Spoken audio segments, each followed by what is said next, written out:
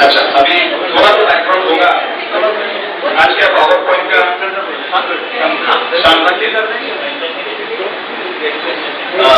आज power point का भी प्रेजेंटेशन था, बुला रहे हैं मशीन का प्रोजेक्टर लेट हो गया चलाने के लिए, तो आता होगा। तब तक हम थोड़ा बैकग्राउंड में आपको कह दूं आरटीआई के बारे में, और ये पेपर्स भी आपको डिस्ट्रीब्यूट किए जाएंगे, ये आपको लगेगा समझने के लिए।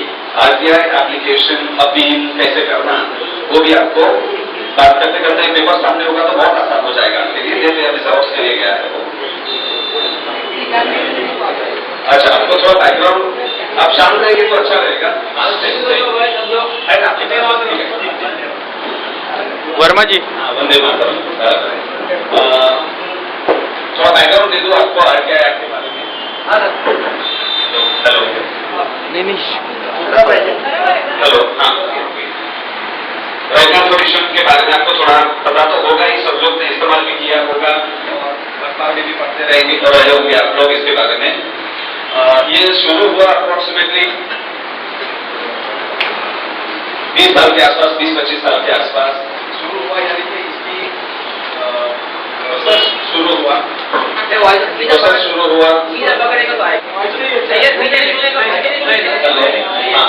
तो प्रोसेस शुरू हुआ 20-22 साल के आसपास।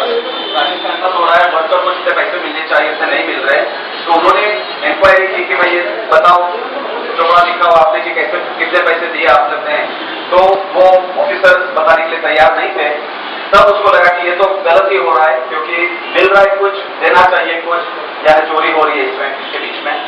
तब उसने ये अपने एक्टिविस्ट फ्रेंड से उससे रेजिग्नेशन भी दिया, उसके बाद से पब्लिक सर्विस में आने के लिए और समाज की सेवा में आने के लिए।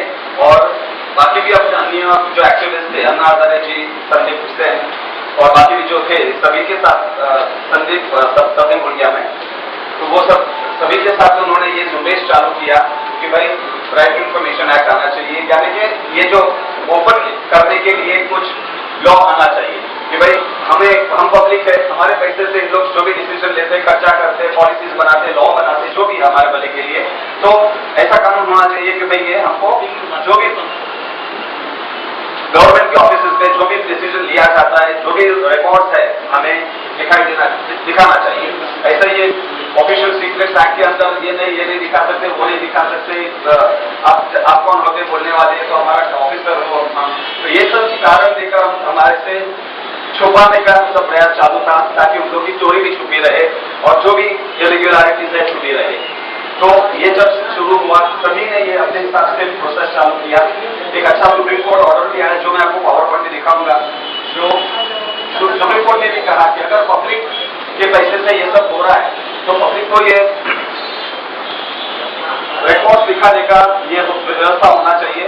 और 19(1) ऑफ कॉन्स्टिट्यूशन आर्टिकल 19(1) में ये है freedom of speech and expression, तो उसमें राइट टू इंफॉर्मेशन भी उसके अंदर आ जाता है कि अगर तुम्हें एक्सप्रेस करना है तो फिर जानकारी होनी चाहिए, तो हम कुछ एक्सप्रेस करें ना गवर्नमेंट को, तो उसके अंदर हमें ये अधिकार है।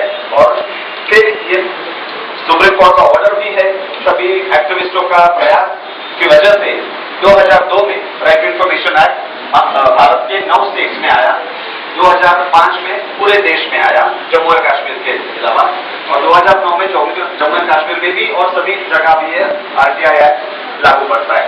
तो ये ऐसा था 9 स्टेट्स में। जब 2002 में था, महाराष्ट्र का बेस्ट एक्ट था, एकदम बहुत अच्छा था। ये पेनल्टी और जो व्यवस्था उन्होंने दी थी बहुत अच्छी थी, ताकि अपने को जब ये मिले, जब पावर मिले कि भाई पूछने का। आज तक हम क्या करते थे, ऑफिस में जाते थे, हमें बिठाया रखते थे, ऑफिसर बिजी है, मीटिंग में है, हम जाते थे, वापस चले जाते थे, 2-4 बार आके हम भी थक जाते थे कि काम धंधा छोड़ के कैसे हम करें। आज ये सब करने की जरूरत नहीं है, फॉर्म करो, दे दो, स्टैंप लगा के महीने के अंदर आपको इन्फॉर्मेशन मिल पाए। तो ये राइट टू इंफॉर्मेशन एक्ट के बारे में थोड़ा बैकग्राउंड है ये।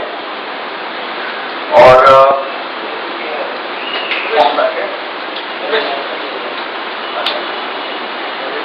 अच्छा, चलो दूसरा, आपको पता होगा गवर्नमेंट के 2 ब्रॉड कैटेगरी के डिपार्टमेंट्स होते हैं, स्टेट गवर्नमेंट और सेंट्रल गवर्नमेंट। स्टेट गवर्नमेंट में कौन से डिपार्टमेंट्स आते हैं पता होगा आपको, बोलिए। महाराष्ट्र स्टेट की बात कीजिए, चलो कौन से स्टेट गवर्नमेंट डिपार्टमेंट्स है? PWD, हाँ, cooperative, state electricity board, electricity board, MMRDA, labour department, ठीक है, children development, women welfare, revenue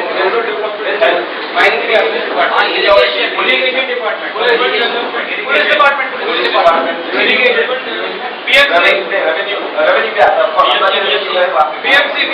है, कॉर्पोरेशन काउंसिल, ये सब अर्बन डेवलपमेंट भी है, बराबर है। मंत्रालय के सभी डिपार्टमेंट स्टेट गवर्नमेंट में आते हैं, ओके। हाँ वो सब। अच्छा, सेंट्रल गवर्नमेंट बोलिए तो हमें पता चलेगा। रेलवे, रेलवे, लेडीज की जगह हो सकती है तो कोई चेयर दे रहा है, एविएशन यानी कि एयरलाइंस और वो सब, finance, banking, postal and telegraph,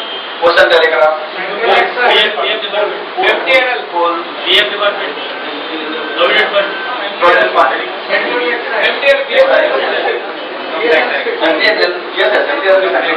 बराबर है।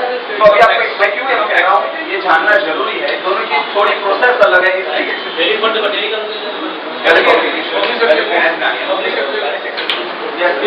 हाँ, तो ये सब जो चीज है ये हमें जानना इसलिए जरूरी है कि दोनों का प्रोसेस, एप्लीकेशन और अपील करने का प्रोसेस स्लाइटली डिफरेंट है, बहुत ज्यादा डिफरेंट नहीं लेकिन थोड़ा है, तो ये जानना हमें जरूरी है एप्लीकेशन करने के पहले। अच्छा, अभी एप्लीकेशन फॉर्म जाहिर नहीं है, थोड़ा मुश्किल हो जाएगा आपको समझाना।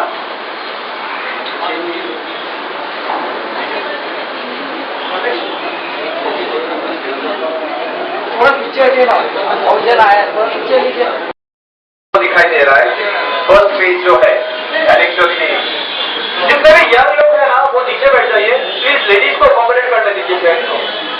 जो यंग है मतलब इलेक्शन की, ओके, उसमें पहली लाइन जो है टू पब्लिक इंफॉर्मेशन ऑफिसर। देखिए सुनिए आप, कोई भी गवर्नमेंट डिपार्टमेंट हो, सेंट्रल हो या स्टेट हो, सेंट्रल डिपार्टमेंट हो या स्टेट डिपार्टमेंट हो, सभी डिपार्टमेंट में दो ऑफिसर नियुक्त किए गए हैं हमको इंफॉर्मेशन देने के लिए।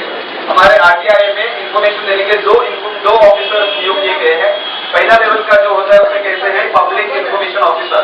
आप देखिए फॉर्म पे टू पब्लिक इंफॉर्मेशन करके हमने वो एड्रेस ही उसको किया है, हमें एप्लीकेशन करनी होती है उसको पब्लिक इंफॉर्मेशन ऑफिसर को। आप बोलेंगे वो डिपार्टमेंट में कौन है वो ऑफिसर, हमको मालूम नहीं है, कोई बात नहीं, हमको मालूम होना जरूरी नहीं है। जो भी डिपार्टमेंट में पब्लिक इंफॉर्मेशन ऑफिसर फलाना डिपार्टमेंट और एड्रेस देखना है, इस बार वो ऑटोमेटिकली उसके पास ही पहुंचेगा, आपको चिंता करनी नहीं है, ओके। तो पब्लिक इंफॉर्मेशन ऑफिसर जो भी डिपार्टमेंट है, डिपार्टमेंट का नाम और एड्रेस लिखना है। फिर आरटीआई रेफरेंस नंबर, आप देखेंगे उसमें आरटीआई रेफरेंस नंबर करके है। आरटीआई रेफरेंस नंबर हमें क्रिएट करना है, जो भी जैसे कि रोड्स के लिए है या गार्बेज के लिए है या कोई चीज के लिए है, एयरलाइंस के लिए, कुछ भी, तो उसका क्रिएट करना है, हमें बनाना है कि भाई गार्बेज ऑन चकालाना का, ओके, और डेट ऑफ एप्लीकेशन तो इतना बना दो ताकि जब वो आपके को रिप्लाई करे तो वो रेफरेंस को रिफर करेंगे तो हमें इजीली पता चलेगा कौन सी एप्लीकेशन के बारे में बात कर रहे हैं। Subject next or subject, similar to subject but it's not part of the subject matter of information, it is just slightly different। कोई बात नहीं, क्रिएट योर ओन, यानी कि जिससे वो लिख के भेजे तो आपको पता चले कौन सी एप्लीकेशन के बारे में ये कह रहे हैं। It will help when they reply back to you. When they reply back to you, आप अगर सपोज 5 एप्लीकेशन चालू है आपकी, कुछ रिप्लाई आया, आपको कैसे पता चलेगा कौन सी एप्लीकेशन के बारे में बात कर रहे हैं, समझ गए? तो when they refer that, write that RTI reference number, you know which application they are talking about. समझ गए? एक दिन में हम लोग 3 एप्लीकेशन करते हैं, अभी वहां से जवाब आया, कैसे पता चलेगा कि ये तारीख पे कौन सी एप्लीकेशन के बारे में बात कर रहे हैं? तब वो रेफरेंस नंबर काम करता है। तो create your own reference number, और वो जवाब देंगे तो वो रेफरेंस नंबर को रिफर करेंगे कि आपकी एप्लीकेशन ये डेट को हमें मिली, ये रेफरेंस नंबर था। इतना बोला कि हमें पता चल जाता है कि कौन सी एप्लीकेशन के बारे में बात कर रहे हैं, ओके। तो वो हमें क्रिएट करना है हमारे हिसाब से, ताकि हमें पता चले कि कौन सी एप्लीकेशन के बारे में। नंबर दे दो, जो भी दे दो, वर्ड्स अल्फान्यूमेरिक जो भी आपको इजी पड़े वैसे। अच्छा, अभी अपना कॉन्टैक्ट डिटेल्स इनिशियल जो आएगा, नेम, कॉन्टैक्ट नंबर दे पाओ तो ज्यादा अच्छा, और एड्रेस, नेम, कॉन्टैक्ट एड्रेस और फोन नंबर, ईमेल आईडी भी दे दो तो भी चलेगा। तो गवर्नमेंट ज्यादा ईमेल पे नहीं आती है हमारे से, लेकिन दे देना अच्छा। आप बोल सकते हैं ईमेल आईडी पर क्यों जवाब नहीं दिया आपने, क्योंकि काफी ऐसे गवर्नमेंट सर्कुलर से, GR से, जिसको उसने कहा कि भाई अपने गवर्नमेंट के अंदर के डिपार्टमेंट से भी ईमेल से बात कीजिए और पब्लिक से भी ईमेल से कम्युनिकेट कीजिए। तो हम ईमेल आईडी भी दे सकते हैं। Subject matter of information. Next आता है title subject matter of information, यानी कि कौन सी चीज के बारे में आप पूछना चाहते हो, बराबर है, कौन सी चीज के बारे में आप इंफॉर्मेशन मांगते हो। तो एक लाइन में जो भी वो सब्जेक्ट हो, समझ गए, जैसे कि रिफंड, टैक्स रिफंड मुझे जो मिलना चाहिए, तो tax refund for mister so and so, PAN card number so and so suppose, या जैसे मैंने कहा अपना पॉटहोल रोड ऑपोजिट एट चकालान लेक रोड, जो भी हो, तो वो खाली एक लाइन में हमें वो सब्जेक्ट मैटर लिखना है। तो सब्जेक्ट मैटर ऑफ इंफॉर्मेशन में वो लिखना है। उसके बाद आता है पीरियड टू इससे इंफॉर्मेशन रिलेट। अभी देखो आप कुछ भी नोट इंफॉर्मेशन मांगना चाहते हो जो भी चीज के बारे में, तो वो सर्टन पीरियड के अंदर काम में चाहिए। जैसे कि हमें लोचा दिखाई कि सारा ये काम बराबर नहीं हुआ है, बिल्डिंग का बनना बोलो सब स्टैंडर्ड काम हुआ है, रास्ता खराब हुआ है, या जो भी है, तो सर्टन पीरियड के अंदर, या गार्बेज उठाया नहीं है सब, तो आप सोचेंगे आप ये 2 महीने से नहीं निकला है, 2 महीने से ऐसा ही पड़ा है, यानी कि 2-3 महीने के अंदर का हमें इन्फॉर्मेशन मांगिए कि भाई क्या एक्शन लिया, कंप्लेन की, उसका क्या किया, या फिर आपने कितनी बार वो हटाया, कौन सा ऑफिसर उसके बारे में रिस्पॉन्सिबल है। तो वो 3 महीने का पीरियड जो भी वो पीरियड उतना ही लिखिए। हमें हक होता है लास्ट 20 साल का पूछने का, कितना 20 years, records of past 20 years can be asked under RTI। लेकिन ऐसे ब्लाइंडली लास्ट 10 ईयर्स, ऐसा ये कुछ भी ब्लाइंडली मत कीजिए, जो पीरियड स्पेसिफिक को उतना ही कीजिए, क्योंकि नहीं तो फिर उनको मौका मिलता है आपको इन्फॉर्मेशन नहीं देने का, बोलेंगे बहुत वॉल्यूमस आप इन्फॉर्मेशन मांग रहे हो, नहीं दे पाएंगे और फिर कुछ नहीं कर पाते। इसलिए इतना चाहिए, उतना ही पीरियड का वो पीरियड लिख लीजिए, जैसे कि 1 जनवरी 2012 टिल 30 सितंबर 2012, ठीक है, 10 महीने, 3 महीने, 2 महीने, जो भी है वो स्पेसिफिक सोचकर ही वही लिखिए, ताकि आपको चांसेस इन्फॉर्मेशन देने का बढ़ जाए। अच्छा, नेक्स्ट है description of information required. Description of information required, ये जो है ये RTI एप्लीकेशन का हार्ट है। ये संभाल के आपको एप्लीकेशन करनी है। अभी अपना महाराष्ट्र में रूल चेंज किए हैं, अनफॉर्चुनेटली 150 शब्द के अंदर ही वो करना है, इसलिए आपको और भी जरूरी है सबको सीखना कि भाई कम शब्दों में जो चाहिए वो मांग लो, बराबर है। 150 शब्द हम लोग उसके लिए भी अपना पब्लिक इंटरेस्ट लिटिगेशन चालू है बॉम्बे हाईकोर्ट में, जब तक उसका फैसला नहीं आता, पूरा क्या नहीं चालू है ना, हाँ, तो जब तक उसका फैसला नहीं आता तब तक हमें 150 शब्द के अंदर ही एप्लीकेशन करनी है, और सेंट्रल गवर्नमेंट में 500 शब्द में, तो हमें ऐसा ही जरा कम कर लेना पड़ेगा ये तब तक। तो कम से कम शब्द वापरने से हमें इंफॉर्मेशन मांगनी है। तो एक चीज याद रखिए, ये मैंने क्यों कहा कि बहुत इंपॉर्टेंट है ये जो subject description of information required. देखिए आप पॉइंट नंबर 5 है, कौन सा ये 5, वो हमें जब ये भ्रष्टाचार दिखता है, कुछ इरेगुलरिटी दिखती है, या हमारा प्रॉब्लम कुछ हमने कंप्लेन की वो सॉल्व नहीं होता है, तो हम गुस्से में आ जाते हैं और फिर बोलते हैं कि आगे मारता हूँ, बराबर है, गुस्से में बराबर है, ठीक है, लेकिन संभालिए, सवाल पूछना नहीं, जिससे सवाल करते हो हम कि ये कब होगा, ये क्यों नहीं हुआ, ये क्यों नहीं होगा, ये व्हेन, व्हाई, हाउ, ये सब का जवाब है ही नहीं, यानी कि मिल नहीं सकता उसमें, क्योंकि हम सवाल करते हैं। सवाल मत कीजिए, शांति से सोचिए कि अगर मुझे ये करप्शन एक्सपोज करने के लिए, मुझे मेरे प्रॉब्लम सॉल्व करने के लिए, या वो ऑफिसर का लोचा एक्सपोज करने के लिए क्या क्या डॉक्यूमेंट लगेंगे, वो शांति से सोचिए और फिर वो मांगिए। आपने सब लोग ने सुना होगा ATM का फुल फॉर्म क्या है? Any time money, any time automatic money machine, बराबर है, ठीक है। RTI में वो होता है आहे ते मिळेल, आहे ते मिळेल, ऐसा ही होता है। आपने याद रखने के लिए ATM आहे ते मिळेल, यानी कि जो इंफॉर्मेशन उसके पास टेबल में है, रिकॉर्ड में है, कंप्यूटर में है, वो ही मिलेगा। इसलिए जब ये क्वेश्चन हम ये जो क्वेरीज मांगते हैं, इंफॉर्मेशन मांगते हैं, तो वो डॉक्यूमेंट को ही रिफर कीजिए कि मुझे फलाना ये मिनट्स ऑफ द मीटिंग चाहिए, मुझे मिनट्स ऑफ द मीटिंग के साथ में जो ऑफिसर ने अटेंड किया था उसका ये नेम्स चाहिए, कॉन्टैक्ट नंबर चाहिए, डेजिग्नेशन चाहिए, वैसे मांगते हैं, समझ गए? क्यों ये सवाल नहीं करते उसमें, मुझे ये चाहिए, वो चाहिए, वो चाहिए, वो चाहिए, वैसे करना है। तो काइंडली प्रोवाइड और डॉक्यूमेंट्स, प्रेफरेबली आप अगर क्वेरीज चालू करो, kindly provide me a copy इसे चालू करो तो आप सही दिशा में रहोगे, और सवाल करते रहोगे तो क्या क्या उड़ा देंगे तो ये एक कोर्ट का ऑर्डर भी है कि वे सवाल करेंगे तो क्या जवाब देंगे। यानी कभी वो पॉटहोल वाला रोड कभी रिपेयर करेंगे, वो रिकॉर्ड में कुछ नहीं है, वो तो जब डिसीजन लेंगे तब लेंगे, बराबर है। इसलिए कोई डिसीजन लिया, सपोज कोई डिसीजन लिया है तो इसको मिनट्स ऑफ द मीटिंग मांगिए, बराबर है। Kindly provide the minutes of the meeting when such a decision was taken, बस पूछो तो तब वो पकड़ा जाएगा। बोलेगा नहीं डिसीजन नहीं हो तो बोलेगा नहीं we don't have any minutes, यानी आप बोल सकते हो कि साहब ये डिसीजन के बिना ही आप कुछ भी कर रहे हो, समझ गए।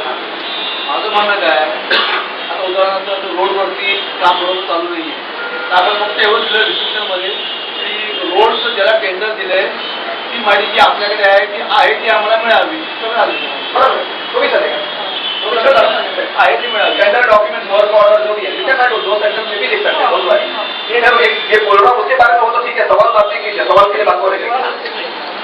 अकाउंट्स का डुप्लीकेट अकाउंट्स का सर्टिफाई करके वो एक ही अकाउंट का एक ही डेट का अकाउंट का स्टाफ डिफरेंट डिफरेंट दे रहे हैं, गलत चीज दे रहे हैं, तो उसका क्या करना है?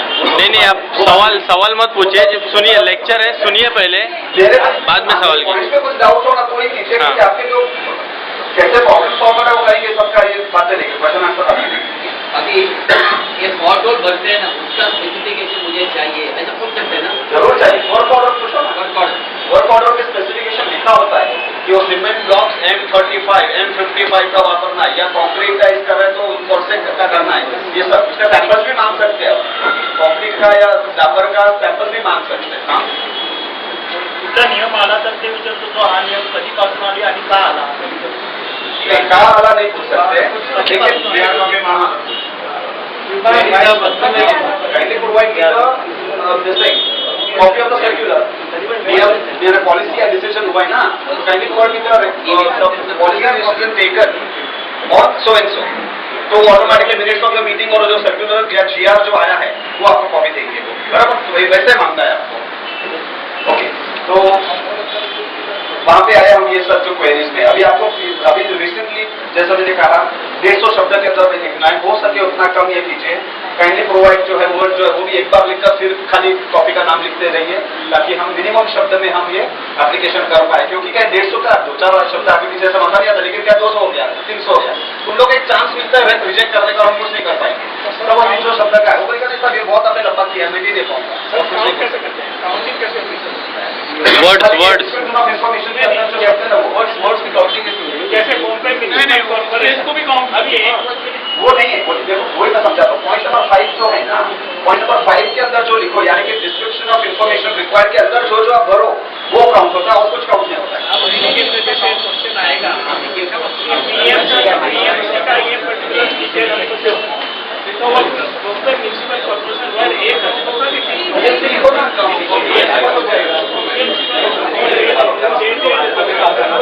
सवाल मत पूछिए।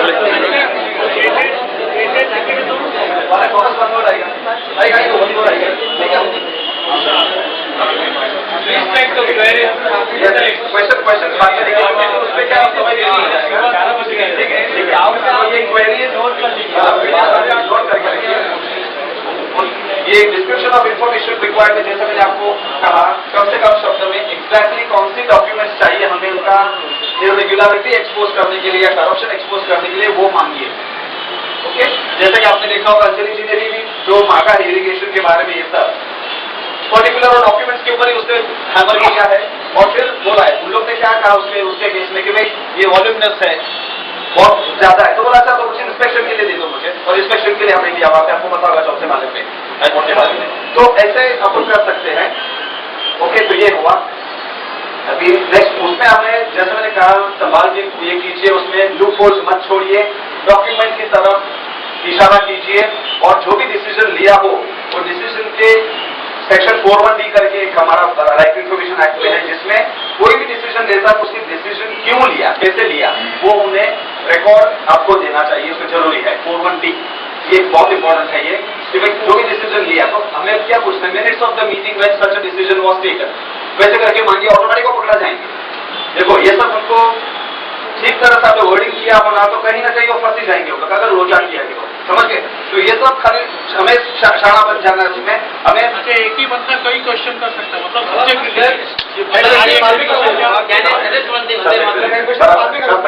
सकता है। जिस दिन को सवाल है आपका भी सीरियल नंबर है, सीरियल नंबर लिख के उनका सवाल लिखिए तो बाद में सवाल करेगा तो अच्छा है, तो बीच का लेकिन अभी आपको नहीं पता। अच्छा, तो अभी हम पहुंचे हैं पॉइंट नंबर 5 पे। आपको कॉपी मिली है, नहीं मिली ना? आ रही है सर, कॉपी आ रही है, आप कंटिन्यू कीजिए। तो डिस्क्रिप्शन ऑफ इंफॉर्मेशन रिक्वायर्ड में हमने जैसे कहा कम से कम शब्दों में स्पेसिफिक रहकर और एटीएम का फॉर्मूला याद रखिए, जो उनके पास है वो हमें मिल सकता है। इलेक्ट्रॉनिक फॉर्म में अगर सीडी में मिलेगा तो 50 रुपया लेते हो, A3 या A4 साइज का कुछ इन्फॉर्मेशन देते हो तो 2 रुपया लेते हैं, और भी कुछ सैंपल्स है कुछ, तो उसके हिसाब से जैसा खर्चा आता है। बिल्डिंग प्लान को A4 का 2 रुपया, A3 का 2 रुपया, 2 रुपया लेते हम लोग। तो ये और बड़ा है बिल्डिंग प्लान है सब, तो बिल्डिंग प्लान के जैसे उनको खर्चा आता है जेरोक्स का, उसके हिसाब से अपने से पैसे लेंगे, ये उनका चार्जेस है। ठीक है, अभी नेक्स्ट पॉइंट क्या है? ऐसे वो तो ठीक है, वो तो सब क्वेश्चन लगाए। हाँ, अभी बाकी सब तो ये है कि इन्फॉर्मेशन कैसे चाहिए आपको, आप आगे लेके जाएंगे या पोस्ट से चाहिए? पोस्ट से चाहिए तो पैसे में वो ऐड कर देंगे, जैसे कि रजिस्टर्ड एडी मांगते हो तो रजिस्टर्ड एडी का जो भी 50-100 रुपया तो उसमें ऐड कर पाएंगे, आपको पैसा देने के लिए बोलेंगे। आप मनी ऑर्डर से, बैंक ड्राफ्ट से देख सकते हो वहाँ पे। पे करना होता है, देने के बाद लेटर आता है कि पैसा पे कीजिए। हाँ, तो अपन पोस्ट से मंगाएंगे तो फ्री देते नहीं। पे करने के लिए हमें उनके ऑफिस में जाके देना पड़ेगा, या फिर हमें to accounts officer so and so, उसके ऊपर उसको कुरियर कर दीजिए तो भी चलेगा। अकाउंट्स ऑफिसर और वो भी डिपार्टमेंट, जो भी डिपार्टमेंट, जैसे कि अंधेरी पुलिस स्टेशन, तो अकाउंट्स ऑफिसर जस्ट अंधेरी पुलिस स्टेशन, तो वहां पे भेज दो, उनका अकाउंट में वो ट्रांसफर हो जाएगा पैसे, और फिर आपको इन्फॉर्मेशन मिल जाएगा। आपने इन्फॉर्मेशन अगर मंगाइए पोस्ट से तो पोस्ट से मिल जाएगा, और पोस्ट से नहीं मंगाइए, पर्सनली मंगाया तो फिर आपको लेटर आ जाएगा कि आप आके लेके जाइए, मिल जाएगा, फलाना टाइम से फलाना ऑफिसर से मिल जाएगा करके। तो वैसे उनका सिस्टम है। डिमांड ड्राफ्ट या चेक दोनों। अकाउंट ऑफिसर अकाउंट ऑफिसर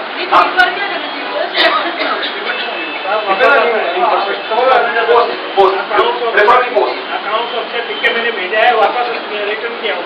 गलत कर रहे, वो नहीं करना चाहिए, वो सब ये दूसरी टैक्स होती है हम लोग। तो कैसे चाहिए वो लिखना है, और रजिस्टर्ड एडी हो ये। और एक चीज है, whether the applicant is below poverty line, last वाली, हम बॉम्बे वाले सब लोग ये इस्तेमाल नहीं करते, इसलिए नो लिख दीजिए।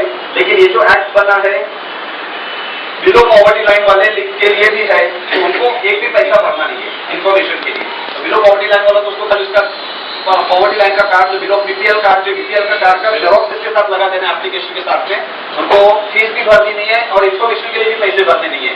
तो ऐसा है, लेकिन हम नहीं है तो फिर नो लिख दीजिए, चेंज कर सकते। ओके, तो ये हुआ अपना एप्लीकेशन। सभी डिपार्टमेंट में बोलता हूँ स्टेट गवर्नमेंट डिपार्टमेंट, हमने जो अभी सब डिसाइड किया था, क्या कौन से स्टेट गवर्नमेंट डिपार्टमेंट है, उसमें हमें कोर्ट फीस स्टैंप 10 रुपए की लगानी है। महाराष्ट्र में 10 रुपया है। ओके, सभी स्टेट के अलग अलग कानून है, गुजरात में 20 रुपया है, यहाँ पे 10 रुपया है। तो महाराष्ट्र में 10 रुपए की कोर्ट फीस स्टैंप लगा दीजिए, यहाँ पे लगाओ, या सिग्नेचर करते पीछे वहां पे लगाओ, साइड पे भी 10 रुपए की कोर्ट फीस स्टैंप लगा दीजिए। लगाने के बाद जेरोक्स कर लीजिए और फिर साइन कीजिए। हाँ, यहाँ जो कोर्ट की स्टैम्प मिलती है गुजरात के लिए भी सेम यूज करने के गुजरात की उसकी अलग होती है, महाराष्ट्र का गुजरात गुजरात जाएंगे तब कोर्ट स्टैंप कैसी होती है, पोस्टेज स्टैंप जैसी, बड़ी पोस्टेज स्टैंप जैसी होती है ये।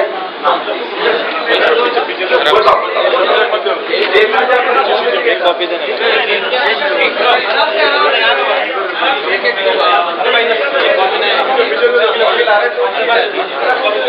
हाँ ला रहे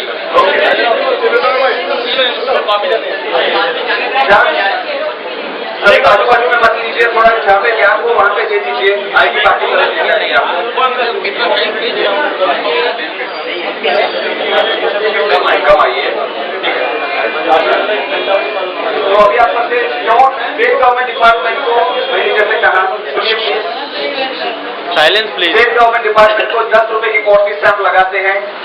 एप्लीकेशन को लगाने के बाद जेरोक्स करके साइन करके हम डिपार्टमेंट में भेज देते हैं। स्टेट सेंट्रल गवर्नमेंट डिपार्टमेंट के लिए कोर्ट फीस स्टैंप नहीं लगाते, हम नहीं लगा सकते, उसमें लगाएंगे तो मतलब एक्सेप्ट नहीं होगा, वहां पे हम डिमांड ड्राफ्ट या चेक या मनी ऑर्डर कर सकते हैं।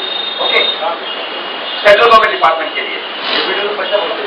हाँ, कैश भी लेंगे ना, कैश भी लेंगे वहां पे। आप अगर हाथ से देने को गए हो तो 10 रुपया ऐसे भी ले लेंगे, आपको लिख के दे देंगे, रसीद दे देंगे 10 रुपया मिला करके। रेलवे का भी 10 रुपया, रेलवे का तो लोग 1 मिनट पे टिकट भी देते हैं, अपनी टिकट होती है ना। चेक गलत है, देखो सर, चेक अगर बैंकर चेक को डिनाई करते तो गलत करते हैं, ऐसा नहीं करना चाहिए। डिमांड ड्राफ्ट भी ले सकते हैं, मनी ऑर्डर भी लेते हैं, चेक भी ये डिनाई करते हैं तो गलत करते हैं। ये थोड़ा हमें लड़ना पड़ेगा इससे। इन लोग का क्या है, कुछ ना कुछ टेक्निक होती है हमें भगाने के लिए, लेकिन हमें भी शाना बनना है, हमें भी लड़ना पड़ेगा इसके लिए।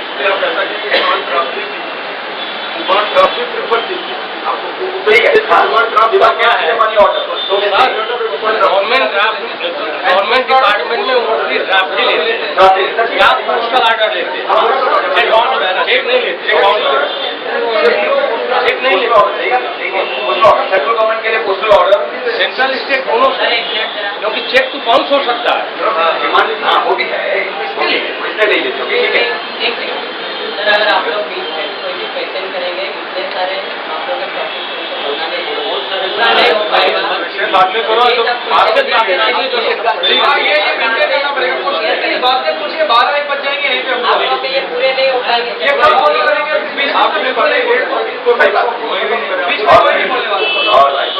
तो सेंट्रल गवर्नमेंट के लिए जैसे मैंने कहा, डिमांड ड्राफ्ट या मनी ऑर्डर कीजिए, दैट्स सेफ, बराबर है, वैसे कीजिए। साथ में इसकी जेरॉक्स कॉपी हमारे पास रखिए और भेज देंगे, भेज सकते हैं वहां पे।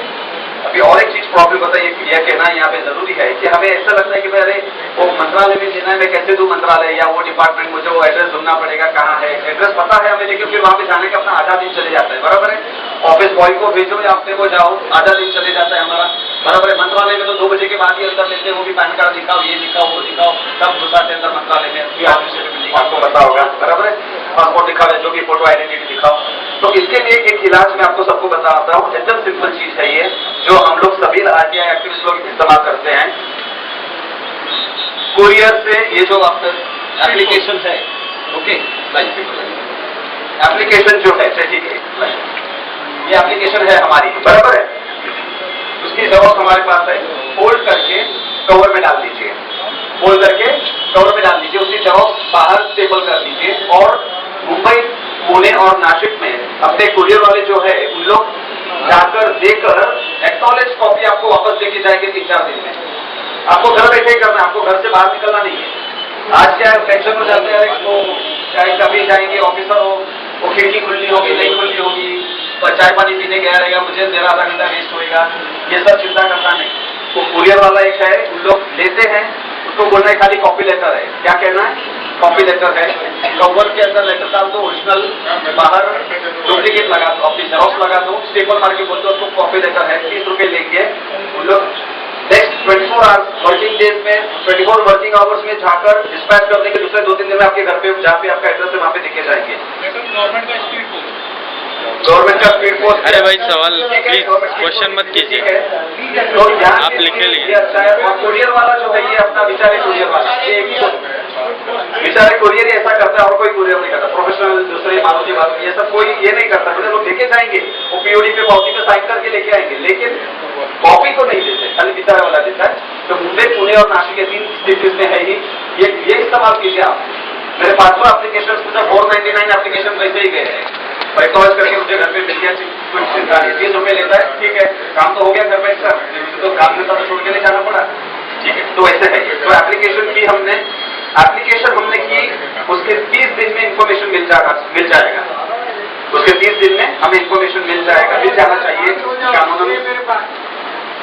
मेरे भाई मोबाइल पे जरा अपने से बात कीजिए या फिर बाहर जाके बात कीजिए। अच्छा, तो जो हमने एप्लीकेशन की वो जो दिन वहां पे डिस्पैच हुआ उसके 30 दिन में हमें इंफॉर्मेशन मिलनी चाहिए। इंफॉर्मेशन मिलती है तब 2-3 चीज हो सकती है कि हम खुश है, जो मिलना था वो मिल गया, या दूसरी चीज क्या हो सकती है कि आधा मिला, इनकम्प्लीट इन्फॉर्मेशन, या फिर मिसलीडिंग, जो हमने मांगा था वो नहीं दिया और कुछ उसे आजू बाजू में 19-20 कुछ करके अपने को दुपट्टी की है, या फिर गलत जवाब दिया है। ओके, तो मिसलीडिंग, फॉल्स इनकम्प्लीट इन्फॉर्मेशन या दिया ही नहीं है, 30 दिन के अंदर आया ही नहीं है, 50 दिन के अंदर भी नहीं आया है, ऐसा भी हो सकता है, डिनाइड या फॉल्स इन्फॉर्मेशन, तो ये सब चीज हो सकता है। ठीक है, 30 दिन के अंदर अगर आया और आप खुश नहीं हो कि भाई मुझे तो मैंने तो ये मांगा था और ये दिया ही नहीं है, अपील कीजिए। और सब जैसे मैंने आपको पहले भी कहा, 2 ऑफिसर नियुक्त किए गए हर डिपार्टमेंट में। ये ऊपर वाला जो ऑफिसर है, नेक्स्ट वाला जो पब्लिक इन्फॉर्मेशन ऑफिसर के ऊपर का, उसको कहते हैं फर्स्ट अपेलेट अथॉरिटी। ये पब्लिक इन्फॉर्मेशन ऑफिसर का थोड़ा सीनियर, एक स्टेप सीनियर होता है, उसको हम फर्स्ट अपील करते हैं। तो यही फॉर्म देखो, एनेक्सर बी देखिए आपकी जो कॉपी मिली है उसमें एनेक्सर बी करके है, वो एनेक्सर बी इस्तेमाल करते हैं अपील करने के लिए, क्योंकि आपको इन्फॉर्मेशन मिली नहीं है, जो माहिती चाहिए थी वो नहीं मिली है, या फिर इनकम्प्लीट है, या मिसलीडिंग है, या दिया ही नहीं है, बराबर। तो वो एनेक्सर बी नहीं है उसमें,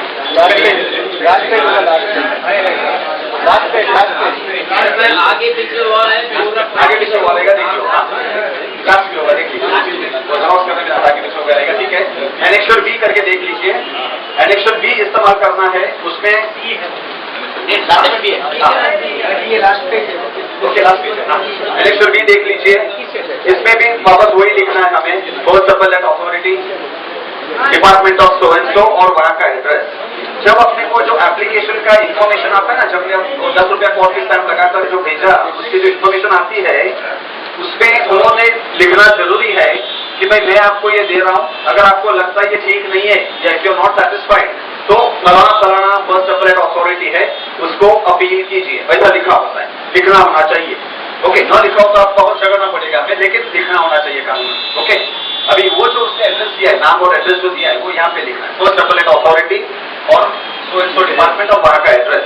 सपोज आपको मालूम नहीं है, उसने लिखा नहीं है, लेकिन आप दूर बैठे हो, आपको मालूम नहीं, कोई बात नहीं, उसी डिपार्टमेंट को फर्स्ट अपेलेट, ये फर्स्ट अपील मार दीजिए, उसी डिपार्टमेंट में ये एनेक्सर बी वहां पे डिस्पैच कर दीजिए। हाँ, अभी कैसे फिलअप कर रहा, फिर से दिखाता हूं मैं, एनेक्सर बी, उसमें अभी अपेलेट अथॉरिटी, उसका एड्रेस, और फिर वही आरटीआई रेफरेंस नंबर वही लिख दीजिए, जो हमने एप्लीकेशन में की थी वही लिख दीजिए। ओके,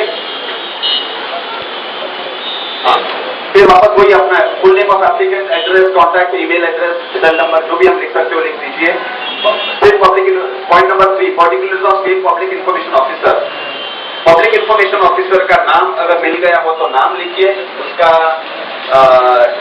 डिपार्टमेंट का नाम लिख दीजिए और एड्रेस लिख दीजिए। तो particulars of state public information officer वहां पे लिखते हैं हम। फिर date of receipt of order appeal against, यानी जो दिन को आपको इन्फॉर्मेशन मिला, पहले हमने 10 रुपए का ऑफिस टाइम भरी और जो इन्फॉर्मेशन मिला, किस दिन को आपको मिला है, वो दिन की डेट यहाँ लिख दीजिए, date of receipt of order appeal against, तभी हमें इन्फॉर्मेशन मिली। अभी याद रखिए आप, ये पब्लिक इन्फॉर्मेशन ऑफिसर्स जो होते हैं, उसके लेटर के ऊपर डेट लिखते हैं पीछे का, कि उन लोग डेट देते हैं तब उन लोग क्या ये चालू बना करते हैं, उन लोग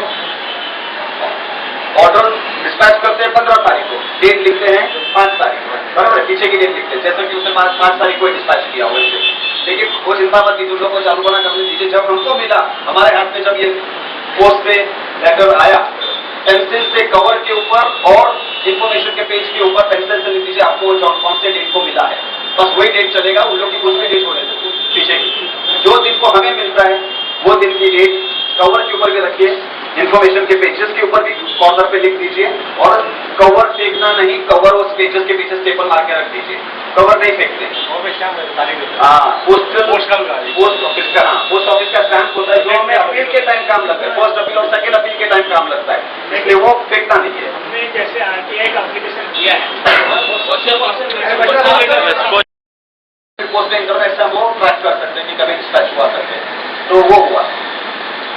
फिर last date of filing appeal, जैसे मैंने कहा, आपको मिला इन्फॉर्मेशन फर्स्ट, उससे 30 दिन के अंदर, तो वो डेट लिखना है। सपोज आपको 15 तारीख को मिला, 15 सितंबर को मिला, तो उसमें ये जो डेट लिखना है पॉइंट नंबर 5 पे 15 अक्टूबर, उसके 30 दिन के बाद जो भी वो दिन होता है 15 अक्टूबर वह लिख डालना, यानी कि 15 अक्टूबर से पहले आपको ये अपील करना जरूरी है। उससे लेट करो तो फिर तो मतलब रिजेक्ट कर सकते हैं, कुछ वो प्रॉब्लम कर सकते हैं। ठीक है, और अपील में लिखना है, इसके लिए कोई शब्द की पाबंदी नहीं है, लेकिन खाली पॉइंट वाइज आपने सपोज 5 पॉइंट की क्वेरीज डाली थी, इन्फॉर्मेशन मांगी थी 5 पॉइंट में, एक एक पॉइंट को सोचिए कि मिला है या नहीं, मिला है तो छोड़ दो उसको। 5 में से सपोज पॉइंट नंबर 3, 4 और 5 का आपको इनकम्प्लीट मिला, मिसलीडिंग मिला या मिला ही नहीं सपोज, लिखिए query information on my point number 3 has been denied, बस उससे ज्यादा कुछ लिखने की जरूरत नहीं है। इन्फॉर्मेशन जो माई point number 4 is incomplete, information on my point number 5 is misleading, बस उतना लिखकर बाकी का फिलअप करके डिस्पैच कर दीजिए। क्योंकि ये जो है समझाने के लिए आप बोलोगे समझाना पड़ेगा तो उसके लिए आपको बुलाएंगे, वो फर्स्ट अपील के लिए हियरिंग के लिए बुलाएंगे। आपने डिस्पैच किया सपोज वहां पे, तो मोस्टली 10-15 दिन में आपको लेटर आ जाएगा कि भाई आइए हियरिंग के लिए। अगर आपने अच्छी तरह से सब लिखा तो शायद आपको हियरिंग को जाने की भी जरूरत नहीं है, लेकिन हो सके तो प्रिफरेबली जाइए हियरिंग के लिए। वहां पे फर्स्ट अपीलेट अथॉरिटी यानी कि जो ऊपर का जो ऑफिसर है वो पब्लिक इंफॉर्मेशन ऑफिसर जिसने आपको इन्फॉर्मेशन दिया, और आप ये 3 जन बैठेंगे, पूछेंगे कि भाई आपका क्यों आपने अपील किया है, बराबर लिखा भी होता है, पूछेंगे भी, बोल देना जो है वो, और उसको जवाब देने के लिए मौका मिलेगा किसको, पब्लिक इंफॉर्मेशन ऑफिसर को, कि भाई उसने जो भी दिया क्यों ये दिया और क्यों इनकम्प्लीट दिया। ये बोलेगा इनकम्प्लीट ऐसा मुझे मैंने ये नहीं मांगा था, मुझे तो वो भी चाहिए था, तब वो उसको जो बोलना है वो बोलेगा, जैसे कि मेरे पास नहीं था, तो जो भी है। अच्छा, और एक चीज जैसे है ये बाजू के रिलेटेड डिपार्टमेंट का भी आपने क्वेरी अगर डाला हो उसमें रिलेटेड डिपार्टमेंट का, तो वो उसका ऑफिसर अलग होगा, पब्लिक इंफॉर्मेशन ऑफिसर, जैसे मैंने कहा सभी डिपार्टमेंट के पब्लिक इंफॉर्मेशन ऑफिसर अलग अलग होते हैं, तो उसकी ड्यूटी है, पब्लिक इंफॉर्मेशन ऑफिसर की ड्यूटी है कि आपकी एप्लीकेशन का जेरॉक्स उसको भेज दिया जाए। सपोज पॉइंट नंबर 3 और 4 रिलेटेड डिपार्टमेंट का है, तो उसकी ड्यूटी है कि जेरॉक्स करके उसको भेज दिया जाए, आपको इन्फॉर्म करे कि भाई आपका पॉइंट नंबर 3 और 4 का इन्फॉर्मेशन है ना, मेरे पास नहीं है, वो डिपार्टमेंट का है, वहां से आपको मिलेगा, और उसको भी बोल देगा कि तू इसको इन्फॉर्मेशन दे दे। तो अपने को उसके पीछे पड़ना नहीं पड़ेगा, वो आप उसकी ड्यूटी है, पब्लिक इंफॉर्मेशन ऑफिस की ड्यूटी है, होता है कि अपने को बाकी रिलेटेड डिपार्टमेंट से 5 दिन लेट थोड़ा इन्फॉर्मेशन आएगा, यहाँ से 30 दिन पे आएगा, वहां पे 35 दिन को आएगा, लेकिन वो हमें पीछे पड़ना नहीं है। जब अनरिलेटेड हो तो बात अलग है, जैसे पुलिस और बीएमसी, तो फिर वो पुलिस और बीएमसी को देने को जाएगा नहीं, ठीक है, रिलेटेड हो तो देगा उसको, ओके। हाँ, और हाँ, जो पर्टिकुलर ऑफ इन्फॉर्मेशन करके वो तो अपने जो एप्लीकेशन में लिखी थी वही लिखना है, सब्जेक्ट मैटर ऑफ इन्फॉर्मेशन लिखना है, हमें वही वहां से कॉपी पेस्ट कर देना है, और नेम और ऑफिस ऑफ द डिपार्टमेंट, यानी कौन से डिपार्टमेंट का है, अंधेरी चकाला पुलिस स्टेशन या के ईस्ट वार्ड या एफ नॉर्थ वार्ड, जो भी है वो तो पहले वो डिपार्टमेंट का नाम लिखिए, maintenance department of F north ward या solid waste management department of F north ward या K east ward, K west ward, जो भी उतना ही खाली डिपार्टमेंट का नाम लिखना है, ऑफिस लिखने की जरूरत नहीं है। और अपील में एप्लीकेशन की जेरॉक्स, इंफॉर्मेशन जो मिला उसकी जेरॉक्स इसके साथ में अटैच करके भेजना है, और स्टेट गवर्नमेंट डिपार्टमेंट में 20 रुपए की कॉफी स्टैंप लगानी है, यानी 120 जो है 20 रुपए की कॉफी स्टैंप लगानी है। सेंट्रल गवर्नमेंट डिपार्टमेंट के लिए कोई पैसे नहीं, सेंट्रल गवर्नमेंट डिपार्टमेंट के लिए कोई पैसे नहीं, तो इसके फीस भी नहीं है, हम लोग ने एक्ट में दिया ही नहीं है, कुछ फीस मांगी नहीं है, तो ठीक है।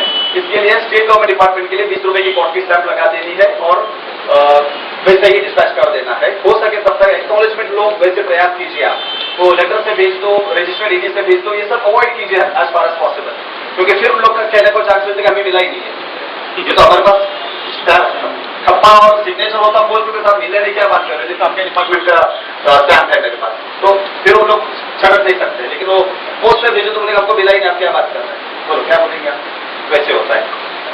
ये हुआ अपील, फर्स्ट अपील। अभी हमें इंफॉर्मेशन ठीक तरह से नहीं मिली, इसलिए हम उसको अपील किया, बराबर है, अपील डिस्पैच किया, उसके फिर से 30 दिन के अंदर हमें इंफॉर्मेशन मिलनी चाहिए, हो सके उतनी जल्दी देना चाहिए उनको, ऐसा नहीं कि 30 दिन को ही देना चाहिए, हो सके उतना 5 दिन 10 दिन जितना हो सके उतना, लेकिन 30 दिन से लेट नहीं, 30 दिन के अंदर अभी उसका हियरिंग के साथ में इंफॉर्मेशन हमें मिल जानी चाहिए। मोस्टली 15 दिन 20 दिन के आसपास आपको लेटर आ जाएगा कि भाई हियरिंग को आइए, फलाना दिन को फलाना ऑफिस में ये टाइम को आ जाइए, और हो सके तब तक जाइए, नहीं गए तो भी वादा नहीं, ऐसा नहीं कि भाई आप न जा पाए, मिस हो गया, ठीक है, उसकी ड्यूटी है कि आपकी एब्सेंस में भी वो आपके ग्राउंड्स ऑफ अपील, यानी आपने क्यों ये अपील किया हमने लिखा था ना उसमें, वो पढ़कर उससे जवाब लेकर अपना रीजन ऑर्डर देना फर्स्ट अपीलेट अथॉरिटी का जिम्मेदारी है।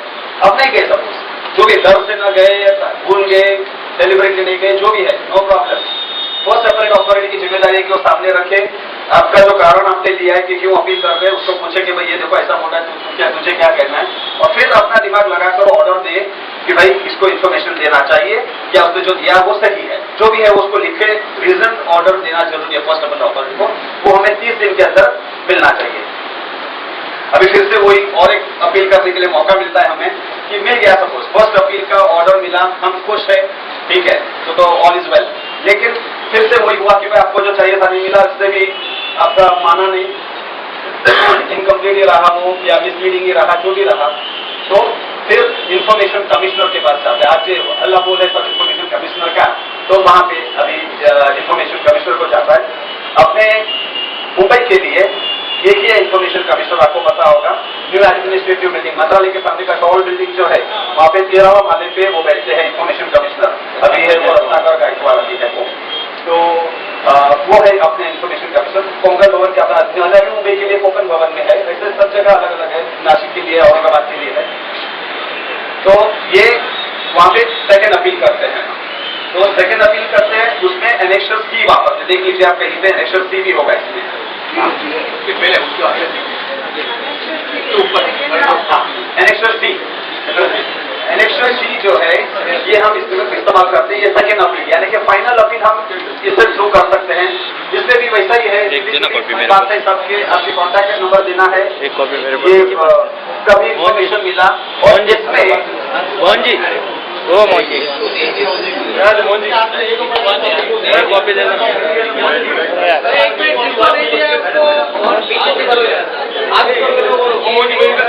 के लिए, जैसा मैंने कहा, इंफॉर्मेशन कमिश्नर को हम ये करते हैं। यहाँ पे आप देखेंगे एनेक्सर सी 2 मिलेंगे इसमें, आप एक सेंट्रल गवर्नमेंट के लिए और स्टेट गवर्नमेंट के लिए।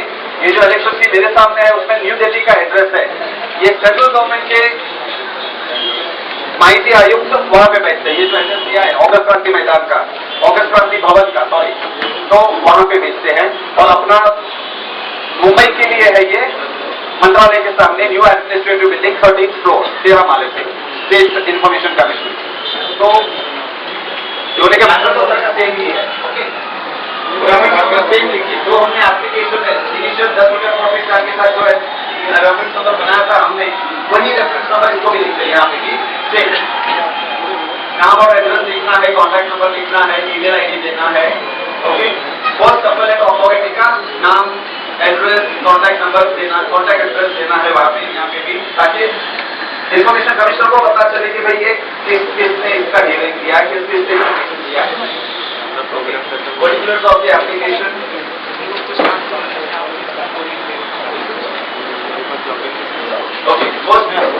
फर्स्ट अपील का नंबर या कुछ हो तो वो दीजिए, मेरे पास सेकंड फॉर्म आया है, इसलिए थोड़ा कंफ्यूजन नहीं है। ओके, अपील क्यों कर रहे हैं, ground of appeal, point number 9 के केस में ग्राउंड ऑफ अपील।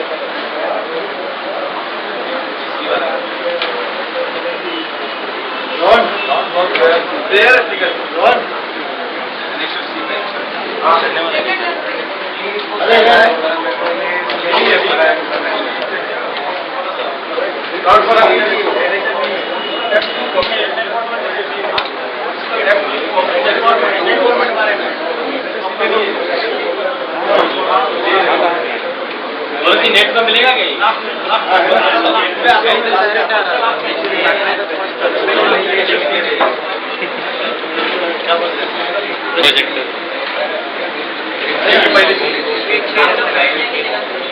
इसको लगाया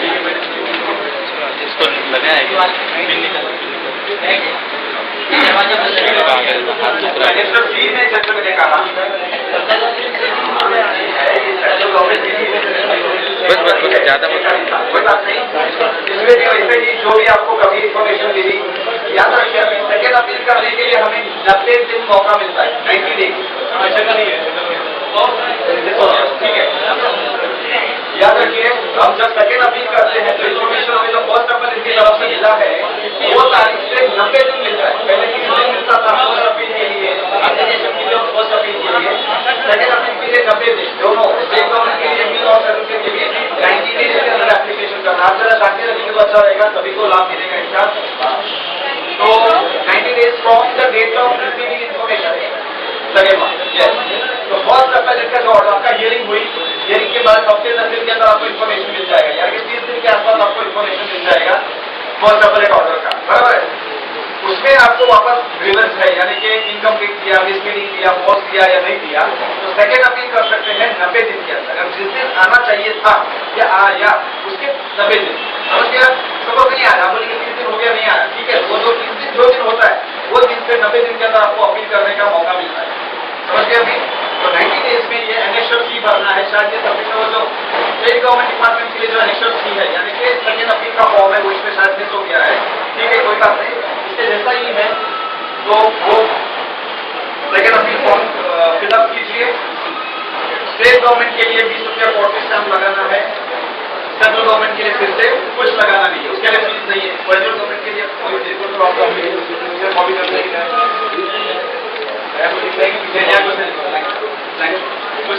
सर थोड़ा माइक इश्यू है। हाँ, तो ये हमने जो सेकेंड अपील करना है, जैसे मैंने कहा 90 दिन के अंदर अपील कीजिए। स्टेट गवर्नमेंट के लिए जैसे मैंने कहा 20 रुपए की पोर्टल स्टैम्प फिर से लगाना है। सेंट्रल गवर्नमेंट के लिए कोई फीस नहीं लगाना है, क्योंकि फर्स्ट अपील और second appeal central government department के लिए कोई पैसे नहीं है, अपील करने के लिए कोई पैसे नहीं है। ओके, उतना ही कि जैसे मैंने कहा हो सके तब तक उसका एक्नॉलेजमेंट ले लो तो ज्यादा अच्छा। ओके, तो ये हुआ हमारा ये क्यों हम अपील कर रहे हैं वो भी उसमें लिख लीजिए। ग्राउंड ऑफ अपील इसमें मेन है, जो ग्राउंड ऑफ अपील करके शब्द देखिए क्या वो मेन है, यानी कि क्यों हम अपील करें, तो उसमें भी पॉइंट वाइज लीजिए। पॉइंट वाइज जो भी पॉइंट का नहीं मिला इन्फॉर्मेशन लिख दीजिए कि मुझे ये इनकम्प्लीट मिला, मिसलीडिंग मिला, फॉल्स मिला या नहीं मिला, राइट इट क्लियर कट, ताकि इन्फॉर्मेशन कमिश्नर जो डिसाइड करने को बैठता है उसको मन में क्लियर आ जाए कि भाई पीआईओ ने ये फलाना इन्फॉर्मेशन दिया नहीं है। आधा भी किया था, बोल दो कि यहाँ पे देने की क्वेरी में ये और ये मांगा था, लेकिन उसने खाली ये दिया रसीद के साथ। अच्छा, बॉम्बे हाईकोर्ट के रूल्स अलग है, स्लाइटली अलग है, वो हमने जो लिंक दी ना आपको हैंडी आइडिया गवर्नमेंट वाला, उसमें बॉम्बे आरटीआई का रूल्स उसमें है, तो वो ये नीचे मतलब थोड़े अलग है। रेलवे के लिए 10 रुपए है, तो उसकी टिकट मिलती है, लेकिन अभी में नहीं ऑफिसर ने 500 रुपए का कॉपी दे दिया तो 500 का भरना पड़ेगा, पहले वो बताइए कितना पैसा। हाँ, बताइए। जब हमको देखो और एक समझ लो आप, 30 दिन के अंदर हमें 30 दिन के अंदर एप्लीकेशन के 30 दिन के अंदर हमें बोलते हैं कि भाई तेरा वो 50 पेज का इन्फॉर्मेशन रेडी है, 100 रुपया भर के जा, तो ठीक है, बराबर हम हमें भरना पड़ेगा 100 रुपया। लेकिन 50वें दिन पर लेटर आता है आपको क्या कि मैं वो तेरा 1000 पेज का इन्फॉर्मेशन तैयार है, 2000 रुपया भर के जा, तब हमें तुरंत लिखना है कि साहब आपने 30 दिन के अंदर इन्फॉर्मेशन नहीं दिया, सब फ्री दे दो, और सब फ्री देना जरूरी है, अपना हक है, समझ लो आप। 30 दिन के अंदर इन्फॉर्मेशन मिलता है, पैसे भरना है। 30 दिन के बाद अगर वो बोलते हैं कि भाई तू पैसा भर के जा, तो बोलना है साहब अभी एक भी पैसा नहीं दूंगा, पैसा भरने के बाद इनको हाँ। तो 30 दिन के बाद अगर इन्फॉर्मेशन देते हैं, 30 दिन के बाद अगर जो भी हमें बोलते हैं पैसा देने के लिए, तो हमें मुफ्त में देना जरूरी है। और कुछ भी हो, 1 लाख रुपए की इन्फॉर्मेशन हो या 10 रुपए की भी हो, हम सबसे पहले गुजर गया, मैंने हम एप्लीकेशन फिर उसी पीआईओ को देंगे, एप्लीकेशन लगेगा, आपका सवाल है। तो ये वो आपका पैसे भरने का जो मामला जो बोलता हूँ समझा दो, ये हमें सबको जानना जरूरी है कि लेट अगर दे तो पूरा फ्री मिलना चाहिए, बात 1 लाख रुपए का हो या 10-20 रुपए का हो, हमें हक होता है। कोई मांगने को बोलेगा साहब ये दे दो, आपने तो लेट कर दिया, तो कभी वो जो स्कैम ना बोलो क्या डेट मारते पीछे ही, और फिर बोलते साहब मैंने तो 30 दिन में बोल दिया था, तो बोलेगा साहब मुझे मिला 50वें दिन 40वें दिन, तो इसलिए वो कवर सब संभालना जरूरी होता है।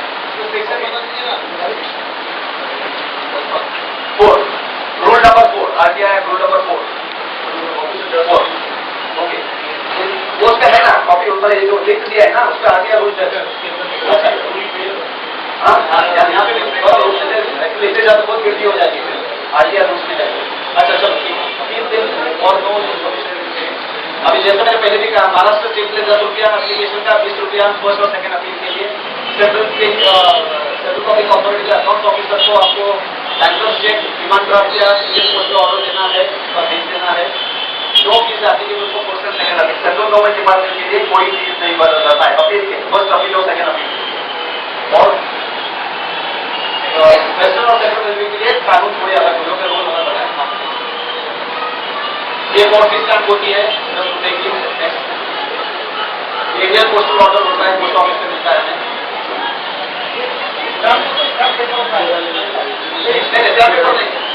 पोस्टल स्टैम्प जैसे होता है, आपने दिखाई ना मैंने, पोस्टल स्टैम्प जैसे ही होती है, जो दिखा है वैसे होती है।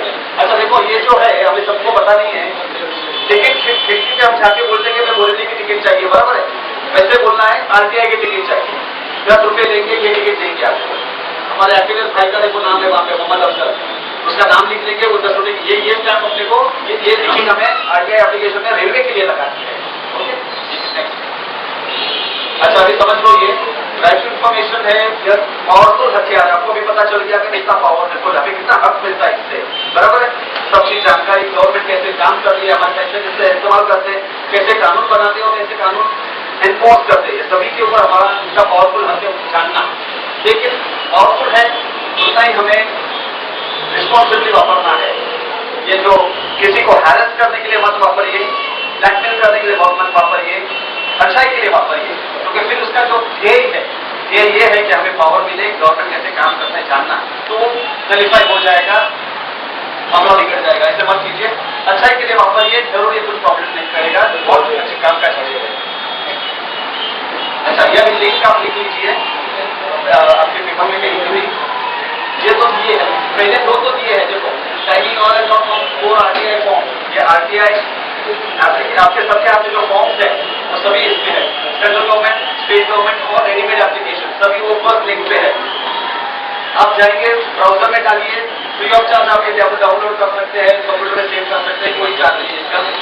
सेकेंड वाला जो है box.net anti-RTI फॉर्मेट, इसके ऊपर राइट टू इन्फॉर्मेशन के बारे में भरपूर इन्फॉर्मेशन है, कैसे इस्तेमाल करना है, कौन से कानून है, एक्ट, रूल्स, एवरीथिंग, जब कोई सब काम आसान करने के लिए सभी फाइल इसके ऊपर है, चाहिए वो डाउनलोड कीजिए, चाहिए वो करिए। और एक चीज आपके मन में सवाल आता होगा कि ये मामले में कोई अच्छा ऑर्डर है कि नहीं? आप मानेंगे हाई कोर्ट में भी हम सोचते हैं कि ये हाई कोर्ट का अच्छा ऑर्डर आया था या ये सुप्रीम कोर्ट का अच्छा ऑर्डर आया था, तो ये लैंडमार्क जो ऑर्डर है राइट टू इन्फॉर्मेशन के बारे में, इन्फॉर्मेशन कमिश्नर ने दिए हो या कोर्ट ने दिए हो, वो तीसरे लिंक पे है, RTI लैंडमार्क ऑर्डर। ये आपको ब्राउजर में डालेंगे, सभी ऑर्डर लैंडमार्क ऑर्डर, यानी कि अपने को जो कभी कभी तो कानून सब एकदम 100% परफेक्ट नहीं होते, लेकिन कभी तो इन्फॉर्मेशन कमिश्नर और कोर्ट बीच में आ जाता है ना, जो एम्बिग्विटी है, जो क्लियर नहीं है उसको क्लियर करने के सभी ये ऑर्डर जो भी हमारे काम के हैं सभी इसके ऊपर है। अब देखिए जो टाइटल पढ़ेंगे आपको पता चल जाएगा कौन सा ये है, तो ये तीसरे लिंक उसके लिए टाइमिंग और RTI लैंडमार्क ऑर्डर देख लिया सबने।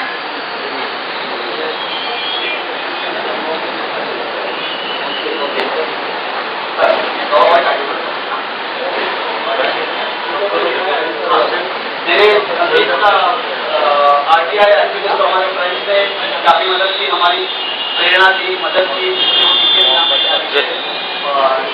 मोहम्मद अफजल जी, सुनील अय्या और बोलिए सवाल है।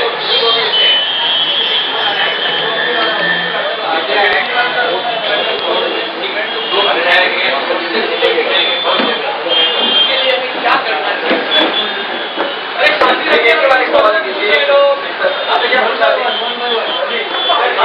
देखो इन्फॉर्मेशन जो मिलती है ना, तो इन्फॉर्मेशन जो मिलती है, जो भी हमें डॉक्यूमेंट मिलते हैं उसके ऊपर एक स्टैम्प होनी चाहिए, सर्टिफिकेशन होना चाहिए कि भाई ये माहिती अधिकार के कानून के अंदर दिया गया है। क्योंकि सपोज दिया गया, ये इन्फॉर्मेशन दी गई आपको डुप्लीकेट अपना कुछ भी कंप्यूटर से इन्फॉर्मेशन बना लेंगे, कोर्ट में जाके बोलेंगे मुझे है ना इससे ऐसे बोला देखो करके, बराबर है? तो ऐसे नहीं चलता, क्योंकि आप फिर उसको मैनिपुलेट कर सकते हैं, किसी को हैरेस कर सकते हैं, कुछ भी गलत काम कर सकते हैं। इसलिए अगर वो स्टैम्प हो उसका provided under right information act, तो फिर वो सवाल ही नहीं होता, इसलिए देना जरूरी है। न दे तो उसको भी बोलो कि सर आपके ही भलाई के लिए है, आप दे दो तो अच्छा रहेगा, तो कोई मिसयूज करेगा तो प्रॉब्लम होगा। अच्छा, ये तो समस्या है, कैसे हल किया जाए?